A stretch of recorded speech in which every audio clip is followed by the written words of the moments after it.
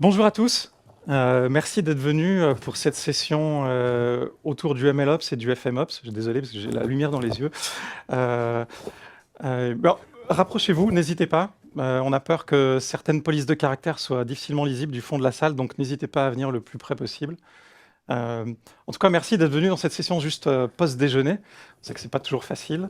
On espère vous tenir réveillés pendant toute la session. Mon nom est Patrick Sarr, je suis architecte de solutions chez AWS depuis un petit peu plus de 6 ans maintenant. J'ai aussi la chance de faire partie de la communauté de pratique, la communauté technique autour de l'IAML et de travailler avec différents clients sur ces problématiques et notamment des problématiques MLOps qui sont au cœur de leurs préoccupations ces derniers temps. Et je suis accompagné de Ségolène. Bonjour à tous et merci beaucoup. Donc, Ségolène, Senior Science Manager au sein du Generative AI Innovation Center d'AWS, en charge de l'Europe. La mission de mon équipe est d'aider les clients d'AWS à créer et mettre en production des solutions d'IA générative. Pareil, 6 ans d'AWS, 6 ans d'expérience de mise en production de solutions d'IA traditionnelles et de solutions d'IA générative. Et donc, ravie d'être avec vous cet après-midi pour partager un peu de mon expérience et ravie d'être avec Patrick. Pour petit rappel, c'est une session L200, donc on ne va pas non plus vous inonder de code. On en pince un tout petit peu. Donc ceux qui sont sur le fond, vous pouvez peut-être vous rapprocher si jamais vous voulez voir les démos. Et ensuite, pareil, on ne va pas non plus partir sur la science pure et dure sous-jacente des modèles FM. Mais évidemment, on se tient à votre disposition. L'équipe d'AWS est là si vous avez des questions, etc. On vous laissera nos coordonnées. Et vous pouvez profiter tout l'après-midi pour continuer à faire des dive deep avec nous. Merci beaucoup. Alors, rentrons dans le vif du sujet. Aujourd'hui, à l'ordre du jour, on va commencer par rappeler les grands principes qui sont derrière le MLOps, souligner quelles sont les différences entre le MLOps et ce qu'on baptise maintenant FMOps, voire LLMOps, et puis montrer concrètement ce que ça veut dire de mettre ça en place sur AWS. Alors, pour démarrer, quels sont les grands principes du MLOps? L'idée est tout simplement de rapprocher ces trois grandes familles, les personnes, la technologie et les processus, de façon à déployer le plus efficacement possible des solutions de machine learning en production. Donc, faire en sorte de rendre ces processus les plus agiles, les plus lean possibles, et surtout fiables, de telle sorte qu'on puisse les répéter à l'infini sans devoir les modifier et sans devoir faire des exécutions manuelles de manière répétée. Alors, en termes de bénéfices, qu'est-ce qu'on espère en retirer? Alors, premier grand bénéfice qu'on espère tirer du MLOps, c'est bien entendu une efficacité en termes d'exécution. Donc, à partir du moment où on a une idée d'un projet, qu'on veut travailler sur un use case, et le moment où on met effectivement la solution qui va supporter ce use case en production, si on n'a rien du tout comme chaîne MLOps derrière, ça va prendre plusieurs mois en fonction de la taille, la complexité de votre entreprise. Et donc, on espère réduire ce délai d'exécution par un facteur, par exemple 4, de telle sorte que d'ici en quelques mois, on est capable de mettre une solution pour un use case donné en production de manière relativement automatique. Ensuite, cette standardisation, elle a pour but aussi de simplifier les processus. Donc, on va chercher à réduire, encore une fois, le délai de mise en production des solutions, donc faire en sorte que dès qu'on travaille, on commence à travailler effectivement sur un use case, derrière, on a tout ce qu'il faut pour construire les artefacts qui vont servir à supporter la solution pour qu'on puisse la mettre en production. Donc encore une fois, comment est-ce qu'on mesure ça? Typiquement, si on n'a rien derrière pour supporter ce processus, ça va prendre plusieurs mois, jusqu'à 6 mois. Typiquement, on espère que voilà, en quelques semaines, maximum 2 semaines, on est capable de le faire, depuis le use case jusqu'au déploiement en prod. On cherche à standardiser, bien entendu, standardiser à la fois la manière dont on va utiliser, enfin l'infrastructure qu'on va utiliser pour ces projets, la manière dont on va manipuler la donnée, et puis aussi le type de code, la manière dont on va utiliser et gérer le code qui supporte nos projets de machine learning. Alors, quand on a rien, bah, effectivement, on ne sait pas prendre de mesures là-dessus. Par contre, le but, c'est de pouvoir réutiliser au maximum, et donc on va chercher à déterminer, fixer un seuil, par exemple ici 85% de taux de réutilisation de tous ces mécanismes qu'on va mettre en place avec le MLOps. Pareillement, on va chercher aussi à standardiser la manière dont on fait venir, on onboard de nouvelles équipes qui démarrent sur un projet, sur un use case de machine learning, pour qu'ils puissent immédiatement avoir à disposition tous les éléments dont ils ont besoin, une bonne plateforme, les accès qu'il faut, etc., de telle sorte qu'ils aient la capacité à travailler le plus rapidement possible sur leur use case. Donc, encore une fois, sans aucun mécanisme d'automatisation derrière, ça va prendre plusieurs semaines typiquement. Voilà, l'idée, c'est quasiment instantanément, en tout cas en moins d'une heure, que une nouvelle équipe puisse être onboardée et qu'elle ait tout ce qu'il faut pour travailler. Dernier point, et pas le moindre, l'idée est aussi de renforcer la sécurité. C'est un des aspects extrêmement importants, d'autant plus maintenant avec tout ce qui est Generative AI. L'idée est de garantir que enfin de faire en sorte en tout cas que les données ne soient pas exfiltrées inutilement, qu'on n'a pas forcément besoin, comme dans l'exemple qui est mentionné ici, d'avoir un accès à Internet pour faire de la data science. On peut très bien utiliser des librairies qu'on a présélectionnées, qui ont été pré-câblées et qu'on peut télécharger depuis un repository qui est dans un cloud privatif. Alors, simplement deux grands témoignages qui peuvent être intéressants. N'hésitez pas à photographier les QR codes qui mènent vers les études, qui montrent comment ces clients ont mis en place le MLOps dans leur propre environnement. C'est bon? Je vois encore des téléphones. Allez-y.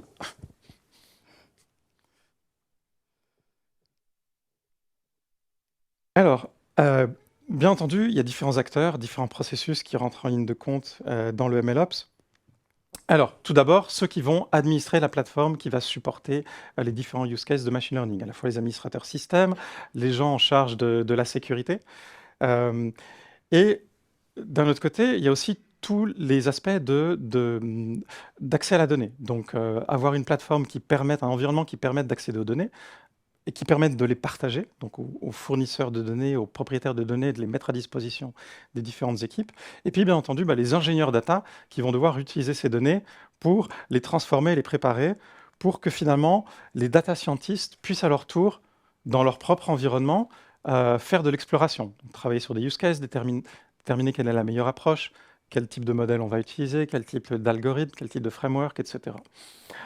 Une fois que le data scientist a effectué ce travail d'exploration, il va travailler main dans la main avec un ingénieur machine learning pour automatiser la construction des différents artefacts qui vont servir à porter cette solution jusqu'à la production.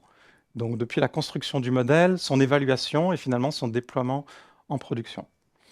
Et enfin, dans bien des cas, il est important aussi d'assurer des aspects de conformité, de s'assurer qu'ils sont bien en règle avec les règles de conformité dont votre entreprise peut dépendre. Et donc pour ça, faire en sorte que les artefacts qui sont derrière la solution puissent être auditables, etc. Alors, maintenant, quand on parle plus particulièrement des aspects d'IA générative, on va introduire certaines différences dues à la spécificité des modèles fondation. Alors, ce qu'on entend par FMOps, c'est tout simplement le pendant de MLOps dans un cadre d'IA générative générique. Donc, on parle de foundation model, encore une fois générique, pas uniquement des grands modèles de langage. Et les aspects LLMOps se limitent, sont un sous-ensemble du FMOps qui se focalise sur ces grands modèles de langage. Alors, quelles sont les principales différences qu'on va voir apparaître? Alors, premièrement, on va distinguer, pour simplifier la manière dont on va expliquer, détailler ces différents processus qui supportent le FMOps, trois grandes familles de rôles, de profils différents qui vont utiliser ces modèles fondations. Les consommateurs, on va rentrer un peu plus dans le détail dans un instant, qui vont simplement utiliser des modèles sur étagère. Les fine-tuners, qui vont partir de modèles sur étagère pour les raffiner et les spécialiser à leur propre use case. Et enfin, les fournisseurs qui, eux, vont créer leur propre modèle fondation et le mettre à disposition des autres. Et pour chacun de ces profils, certains mécanismes, certains processus vont devoir être pris en compte. Donc, notamment, tous les aspects qui sont derrière le fine-tuning, y compris également tout ce qui est la définition des prompts, hein, qui va être un exercice commun finalement aux consommateurs et aux fine-tuners. Et puis, à un certain moment, il va falloir se poser la question, est-ce qu'on travaille sur des modèles qui sont propriétaires ou des modèles open source? La question de la licence va être importante.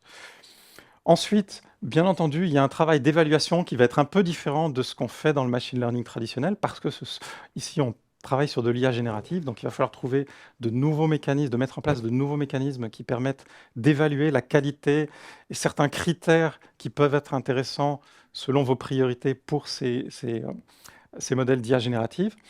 Et puis enfin, les aspects technologiques, avec notamment le déploiement des solutions, tenir compte des données qui sont utilisées par ces modèles, qui sont mises à disposition par ces modèles, soit par les consommateurs, soit par les fine-tuners. Et puis aussi des aspects qui sont liés notamment au temps de réponse, à la qualité des modèles, la précision des réponses, et puis bien entendu les aspects coûts. Donc se poser la question de mutualiser potentiellement certains éléments. Alors, les trois grands profils, j'en ai parlé brièvement. Donc, ces trois grandes familles, il y a bien entendu des vases communicants entre les uns et les autres.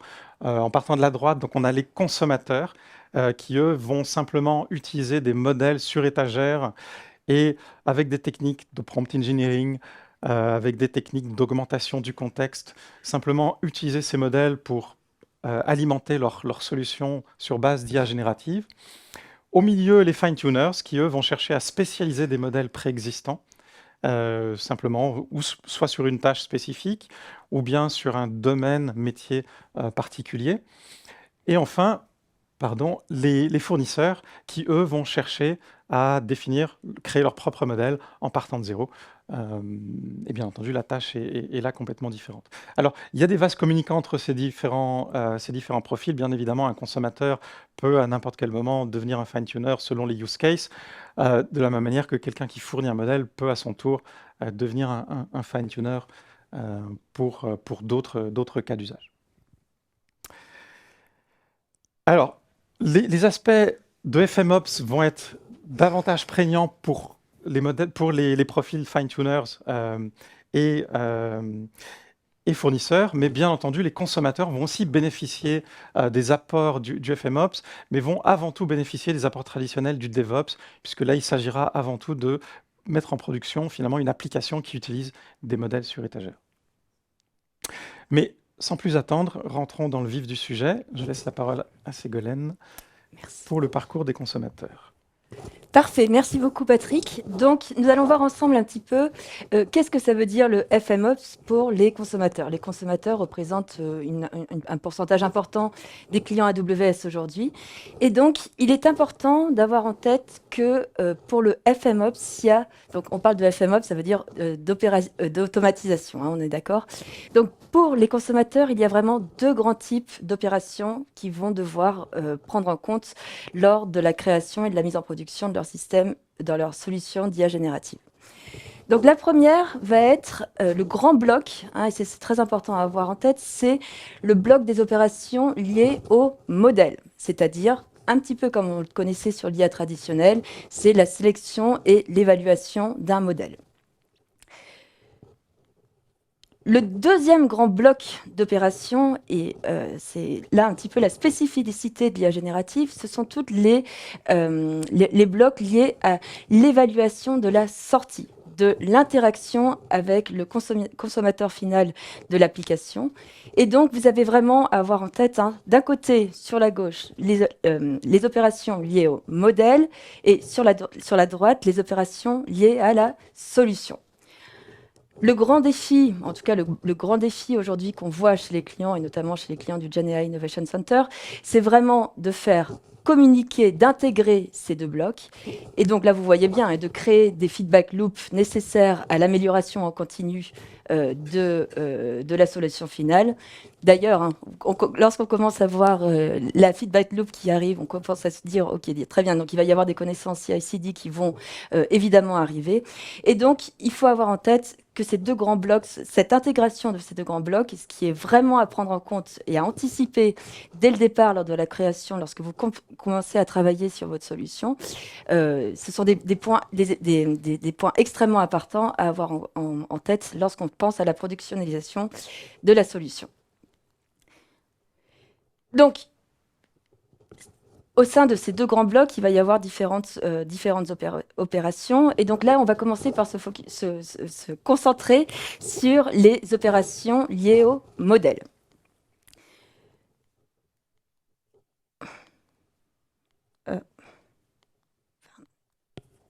Il marche plus. Ah, si, voilà. Donc, ce qu'il faut avoir bien en tête, hein, ce qui sont une des grandes différences entre le FMOps et le MLOps traditionnel, c'est vraiment l'aspect génératif. On n'est plus du tout dans une dimension prédictive comme on était dans l'IA traditionnelle. Et donc, les sorties du modèle vont être beaucoup plus non déterministiques. Ce qu'il faut avoir en tête aussi, et ça c'est un de nos principaux travaux avec les clients, c'est de les aider à choisir un modèle. Dans l'IA générative, il n'y a pas un seul modèle pour un seul même cas d'usage en fonction des critères d'exigence d'une entreprise. Le choix du modèle et la sélection du modèle comportent différentes étapes. Et là, vraiment, je vous encourage à passer du temps. C'est très important. Encore une fois, lorsque vous êtes en production, il est impératif de réfléchir aux fondations. La fondation de la solution d'IA applicative, de l'IA générative, c'est vraiment cette sélection du modèle. Vous allez devoir commencer par comprendre un petit peu l'offre. On a vu ce matin pendant la keynote, il y a des modèles qui arrivent tous les jours pour chaque cas d'usage, des modèles qui vont être beaucoup plus performants en fonction du cas d'usage. Et donc, la première étape va être un petit peu une cartographie des caractéristiques et une cartographie de l'offre existante. Ensuite, à partir de cette cartographie, vous allez, avec votre entreprise, définir des critères de choix. Encore une fois, c'est très important. Chaque entreprise a des critères de choix différents. Sur certaines entreprises, on voit que le coût est le critère de choix principal. Sur d'autres, c'est la latence. Le troisième peut être effectivement la qualité de la sortie. Donc, dès le départ, et encore une fois, en pensant production, il est très important de définir des critères de choix du modèle que vous allez utiliser en production. Ensuite, comme on le faisait pour l'IA traditionnelle, on va tester et évaluer. Ce qui est très important aussi à avoir en tête, et on encourage beaucoup les clients du GenAI Innovation Center à faire ça, c'est d'avoir une baseline. Donc, c'est-à-dire que vous allez commencer par sélectionner des modèles, faire une shortlist par rapport à l'existant en disant, bon, en fonction de mon cas d'usage, je pense que tel ou tel modèle peut être un candidat potentiel. Et donc là, à partir de là, commence la phase de test, avec des tests du prompt simple, des tests simples. Vous allez pouvoir commencer à voir comment le modèle réagit, comment le modèle réagit à vos prompts. À partir de là, et encore une fois, hein, c'est vraiment des approches très itératives. Vous allez pouvoir faire une évaluation un peu plus affinée du modèle et à la fin, sur cette grande étape de sélection, pouvoir sélectionner le meilleur modèle de fondation en fonction des choix et de vos priorités. Alors là, je vous ai mis une matrice assez générale et non exhaustive des critères de choix qu'on rencontre en tant que consommateur lorsqu'on veut mettre en production un modèle de fondation.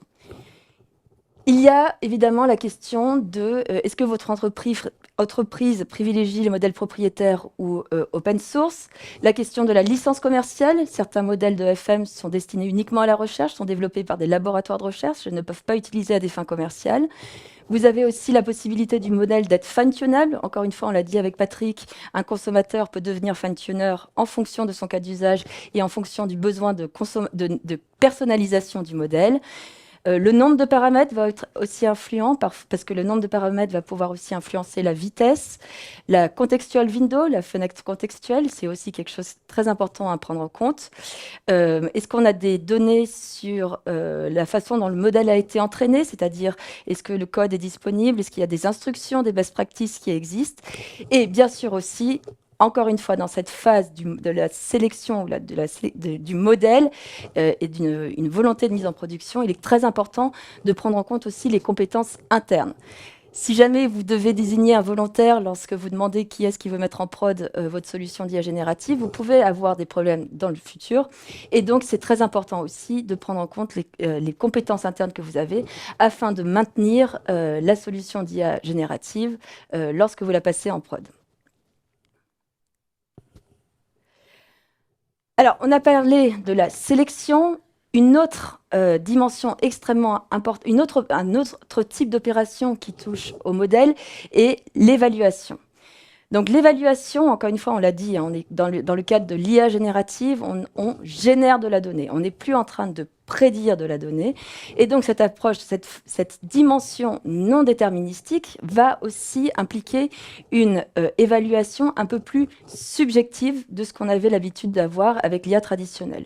Sur une IA traditionnelle, vous avez le F1, des métriques d'évaluation très statistiques. Mais aujourd'hui, avec l'IA générative, on a une approche, voilà, encore une fois, un petit peu plus subjective, hein, pour le dire de manière simplifiée. Et donc, à partir de là, il va falloir trouver des nouvelles métriques, des nouvelles façons d'évaluer. Donc, l'évaluation des modèles d'IA générative, c'est un domaine extrêmement actif de recherche aussi. Qu'est-ce que vous comprenez bien aussi de cette dimension, hein, de non déterministique? Donc, je vous ai mis ici un arbre de décision, encore une fois assez simplifié, mais pour vous montrer aussi les challenges que l'on a lorsqu'on parle de FMOps et donc de mise en production des modèles. L'évaluation constante et continue est un critère fondamental de succès pour la mise en production de votre solution d'IA générative. Et donc, il va falloir s'adapter à ce nouveau contexte d'évaluation. Une des grandes questions qu'il faut que vous ayez en tête lorsque vous commencez à construire une solution d'IA générative est-ce que j'ai l'existence de ce qu'on appelle de ground truth, c'est-à-dire est-ce qu'on va être capable de pouvoir comparer les sorties du modèle par rapport à ce qui est attendu. En fonction de ça, vous allez effectivement être guidé dans l'évaluation. Et donc, vous avez aussi l'apparition de nouvelles métriques qui vont être très spécifiques au cas d'usage. Je vous en ai mis quelques-unes donc, sur l'importance des benchmarks, HELM par exemple, les aspects de similitude, lorsque vous comparez encore une fois ce qui est prédit par rapport à ce qui est attendu avec une similitude de type rouge. Et aussi la possibilité d'automatiser l'évaluation, soit avec Human in the Loop, donc tout ce qui va être un feedback humain manuel, et aussi la possibilité aussi d'automatiser l'évaluation avec un autre LLM. Je ne rentre pas forcément dans le détail, mais vraiment, je partagerai à la fin de cette session des ressources nécessaires. L'évaluation, j'attire votre attention, c'est vraiment un point primordial et mes équipes au sein du Gen AI Innovation Center passent beaucoup de temps avec les clients pour leur expliquer comment on évalue un LLM. Donc ça, on est encore dans l'évaluation du modèle, dans toutes les opérations qui sont liées au modèle. Et donc là, je vous ai mis juste un exemple des trade-off qu'on doit faire lorsque on évalue lorsqu'on sélectionne un modèle. En fonction des priorités et encore une fois, en fonction des critères de choix de votre entreprise, vous allez choisir un modèle. Là, par exemple, j'ai pris comme exemple que le coût est la priorité numéro 1 pour l'entreprise. Donc, lorsque je suis en présence de différents modèles, je vais choisir le modèle numéro 2, qui, lui, est peut-être un peu moins précis que le modèle 1, mais qui a le moindre coût. Alors, je vous ai dit, il y a beaucoup d'autres opérations qui sont liées sur les aspects du modèle. Il va y avoir, donc là on a parlé de la sélection, du prompt, etc. Il va y avoir aussi des aspects de filtrage sur les entrées, les sorties et les garde-fous, donc ce qu'on appelle guardrail en anglais, les mécanismes de notation. Et donc, au début de cette session, on a parlé des deux grands blocs d'opérations. Et pour simplifier sur l'intégration avec l'interaction, on peut dire que sur le back-end, c'est tout ce qui touche au modèle. Encore une fois, je généralise, mais c'est vraiment pour expliquer vraiment de manière simple. Le back-end va toucher à tout ce qui est le modèle.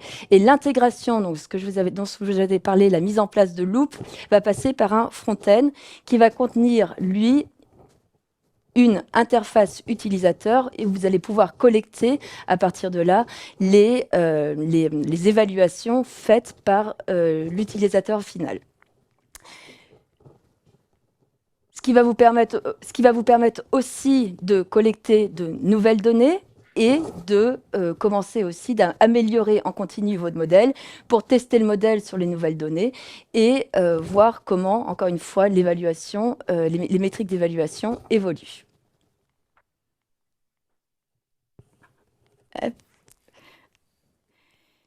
Ce qui est intéressant avec cette couche applicative, ce qui est intéressant avec la couche applicative de cette interaction, encore une fois, tout ce qui est lié à la solution, c'est que vous allez pouvoir avoir aussi la possibilité de faire du fine-tuning, c'est-à-dire de collecter des nouvelles données, de voir qu'il y a une nécessité de customisation et de personnalisation du modèle.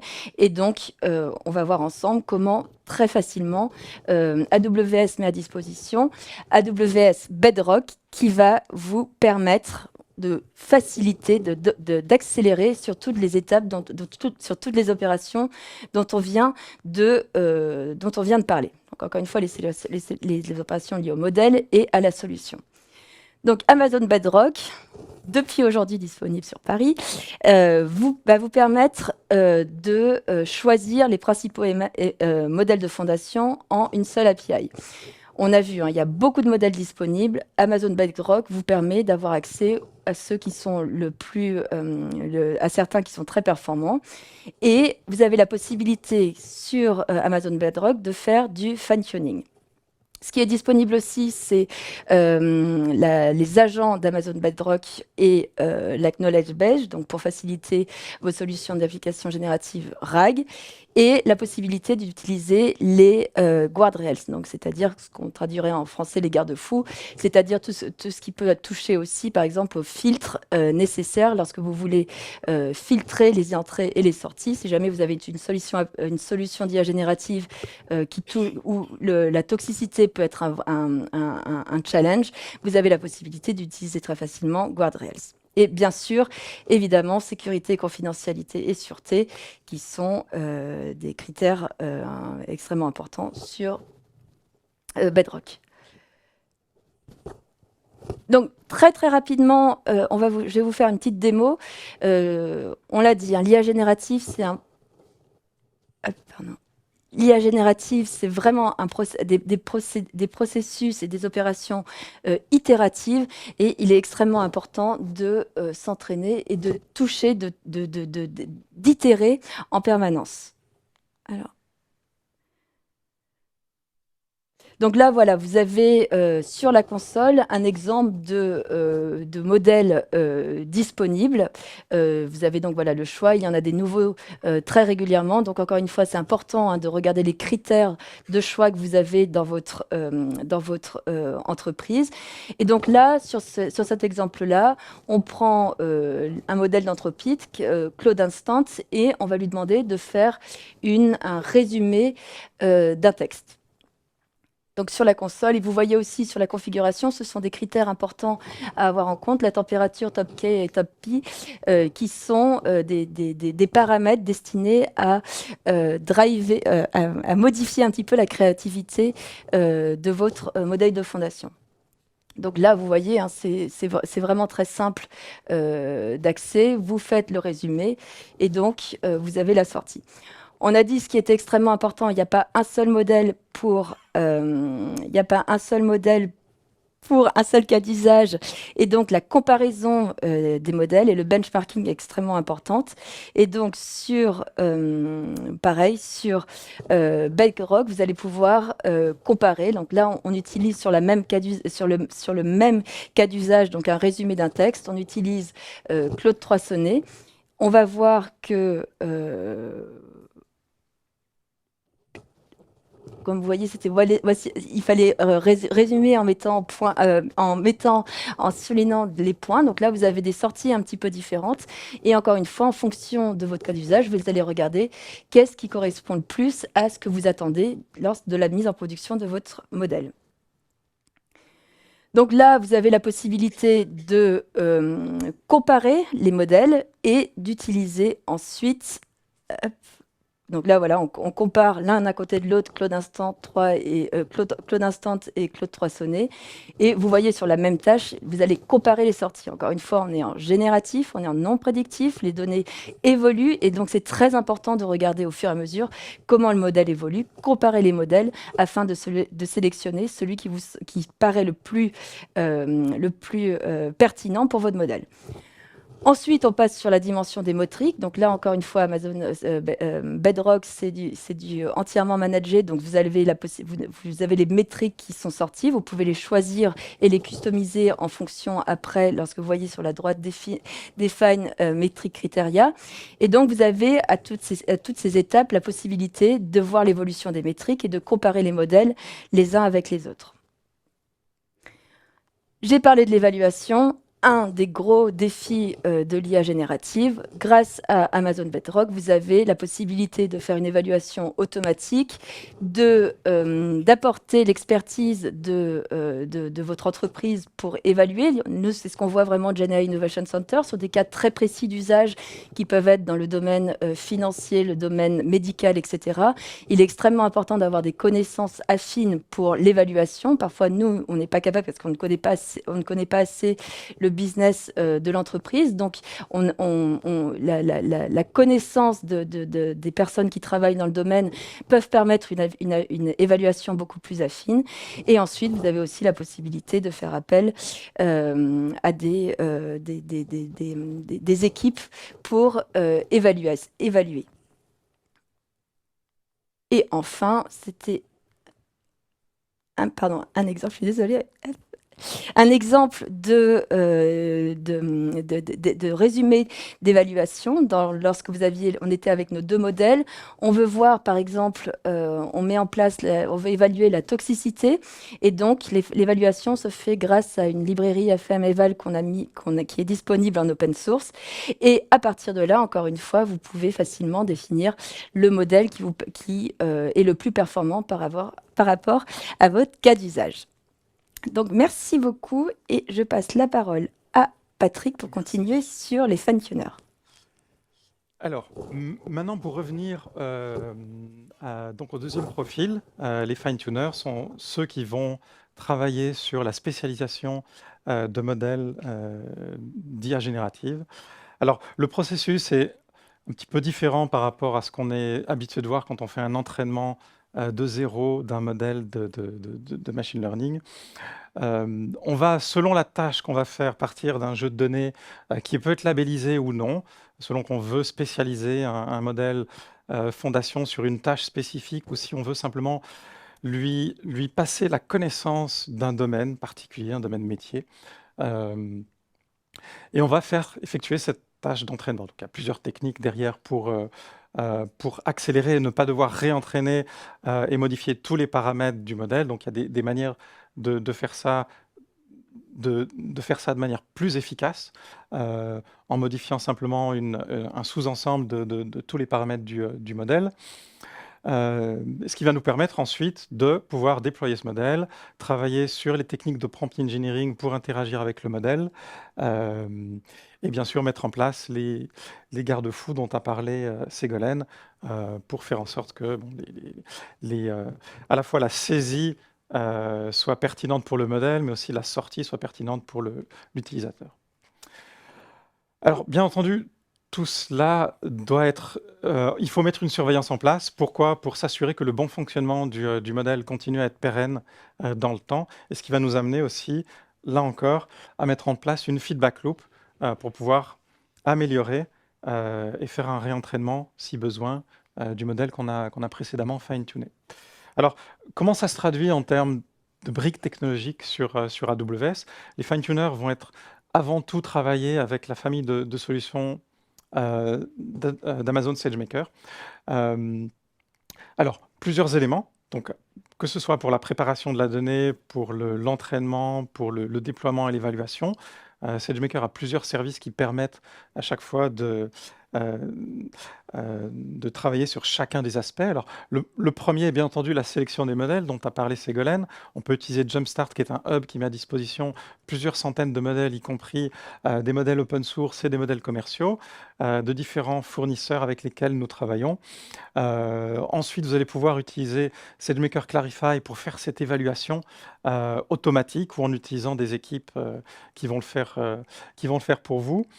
Et ensuite, donc, procéder à l'entraînement à proprement parler et déployer le modèle en utilisant les fonctionnalités de training et d'inférence de SageMaker. Alors, quelques éléments qui vont faciliter la tâche et la gestion des processus MLOps qui sont derrière. Premièrement, la rationalisation des différentes expérimentations que vous allez pouvoir faire en utilisant SageMaker Experiment. Mais surtout, l'automatisation des différentes étapes de ce processus en utilisant SageMaker Pipelines. Alors, concrètement, on va partir sur un exemple pour illustrer tout ce processus. Donc, pour la partie sélection sur la gauche, où je vais partir sur l'évaluation. Alors, j'ai shortlisté 3 modèles, 2 modèles sur étagère et un modèle que je décide de fine-tuner. Et mon objectif est de comparer les 3 pour obtenir choisir le meilleur modèle en fonction des critères qui me sont propres. Est-ce que c'est le coût? Est-ce que c'est le temps de réponse? Est-ce que c'est la précision? Une combinaison de ces paramètres? Tout dépend de mon use case et de mes propres priorités. Donc une fois que cette décision, enfin cette mesure, les mesures nécessaires ont été prises, je peux faire cette évaluation, je choisis mon modèle et derrière je fais vivre, j'avance dans le cycle de vie, je gère le cycle de vie de mon modèle. Donc je vais par exemple le stocker, notamment si c'est un modèle open source, dans un modèle registré qui m'appartient, et le versionner au fil du temps et au fil des réentraînements que je pourrais faire dans le futur. Alors ensuite, derrière, bien sûr, pour l'évaluer ultérieurement en production, je le déploie, bien entendu, et puis je continue à le surveiller. Alors je peux mettre en place un mécanisme d'alerting qui va me notifier si jamais il y a certaines déviations inattendues, ou bien si jamais il y a certains types de données qui ne sont pas ce que j'attends, qui transitent par mon modèle. Et puis, bien entendu, je le mets à disposition, cet endpoint, de l'application qui en a besoin. Donc, il va y avoir un front qui va être bâti et s'intégrer avec mon endpoint. Et je donne la possibilité, bien entendu, aux utilisateurs de pouvoir donner un feedback, c'est important, savoir si les réponses qu'ils ont reçues sont pertinentes ou pas. Et ce feedback, je vais pouvoir l'intégrer à générer de nouveaux prompts, par exemple, les ajouter à mon catalogue de prompts, et puis permettre aux annotateurs et aux testeurs d'améliorer, d'effectuer de nouveaux tests, et puis éventuellement de déclencher un réentraînement si besoin. Alors, une petite démo pour illustrer ça, très rapidement. Alors voilà, là on est parti sur un pipeline qui va travailler là aussi sur 3 modèles. À la seule différence par rapport à l'exemple que je vous ai montré, on part d'un modèle sur étagère et de 2 modèles qu'on va fine-tuner. Alors ces 2 modèles qu'on va fine-tuner, on va les fine-tuner légèrement différemment. On va en fine-tuner un spécifiquement sur une tâche. On va lui passer un ensemble de questions-réponses, donc des données labellisées, pour qu'il soit spécialisé sur une tâche particulière, donc être capable de répondre à des questions dans le domaine de la science. Le troisième modèle, qui va être lui aussi fine-tuné, va au contraire être fine-tuné sur un corpus de données, un ensemble de textes issus de données scientifiques, articles scientifiques, etc. Donc, des données qui ne sont pas a priori labellisées. Alors, concrètement, comment est-ce qu'on a défini ça? Le but, comme on l'a dit au début, c'est pas de vous monter tous les détails, mais donc on a simplement utilisé le SDK de SageMaker pour définir chacune des étapes de mon modèle. Donc à partir de la définition bien entendu, des attributs du pipeline, la définition de chacun des modèles. Donc on va partir d'un modèle Llama 2 à 7 milliards de paramètres qu'on va utiliser sur étagère comme base pour le premier modèle et comme base pour fine-tuner le deuxième modèle. Et notre troisième modèle va simplement être la version de chat de ce modèle Llama 2 à 7 milliards de paramètres. Alors ensuite, on va bien entendu démarrer le pipeline. Et donc le pipeline, une fois qu'on l'a démarré, chaque étape s'exécute dans l'ordre qu'on a spécifié au moment de la définition du pipeline.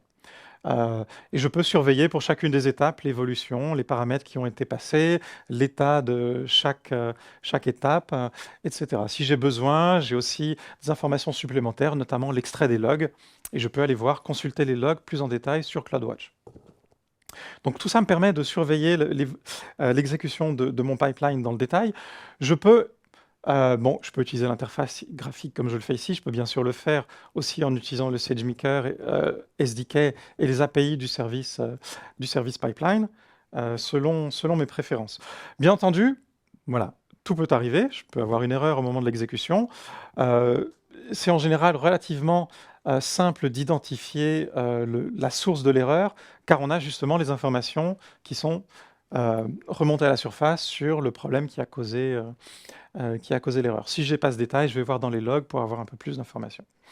Au final, j'exécute mon pipeline une fois que j'ai corrigé le problème de manière complète, et j'ai en sortie donc un modèle qui a été sélectionné et qui a été stocké automatiquement dans le registry. Donc on a stocké une première version qui a été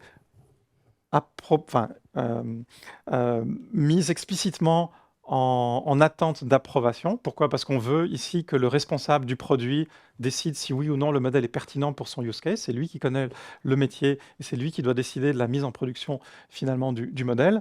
Et on peut retrouver, je peux stocker certaines métadonnées, notamment ici, on a décidé de stocker l'évaluation qu'on a faite, le résultat de l'évaluation qu'on a faite et le score qu'il a obtenu. Alors, si je veux après creuser un peu plus dans le détail, mon pipeline a généré un certain nombre d'éléments en sortie, donc je vais retrouver l'exécution des... décidément. Je vais retrouver donc tout le détail de l'évaluation, notamment le score qui a été mesuré pour chacun avec les jeux de données qui ont été utilisés, à la fois pour faire le fine-tuning et faire l'évaluation. Voilà, dans l'intérêt du temps, je vais avancer. Mais donc, vous pouvez avoir toutes les informations nécessaires qui ont été utilisées et générées en sortie par l'exécution du pipeline. Alors, dernière grande famille sont les fournisseurs.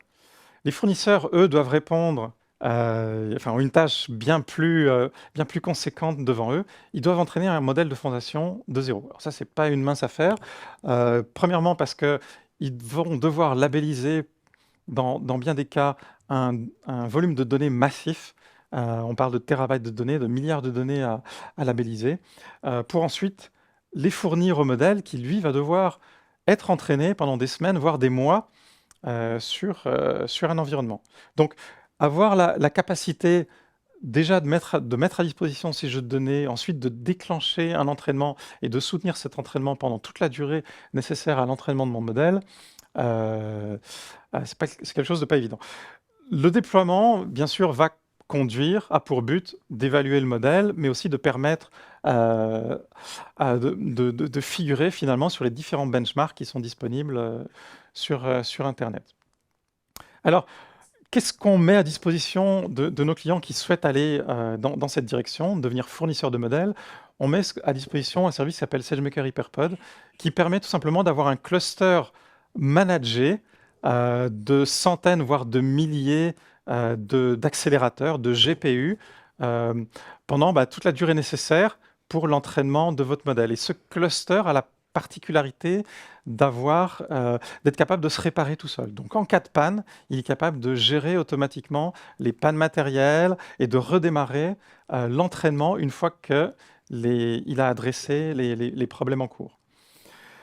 Ça permet à bien des clients de gagner des centaines d'heures d'entraînement. Donc on gagne au total jusqu'à d'après les mesures qu'on a prises, 40% du temps nécessaire à entraîner un modèle. Donc c'est un gain en temps et c'est un gain en coût, bien entendu, du fait de la moindre utilisation des ressources. Alors c'est simplement voilà, un exemple qui illustre le parcours d'un entraînement d'un modèle fondation avec les différentes étapes, les différentes interruptions que j'ai pu avoir au moment du cycle de vie. Et donc, on montre simplement la courbe de la loss, hein, la métrique qui est importante pour nous, et comment le Hyperpod, finalement, a permis de récupérer et redémarrer l'entraînement à partir des derniers checkpoints qu'il avait pu prendre. Alors, des clients qui utilisent ça, vous avez par exemple Gingface qui a entraîné des modèles comme IDFX, comme StarCoder en utilisant Hyperpod, Thomson Reuters, Perplexity AI aussi qui l'a utilisé pour entraîner les modèles qui sont derrière sa solution. Alors, en conclusion, donc on est parti de ce schéma qui représentait les différents acteurs, les différents processus du MLOps.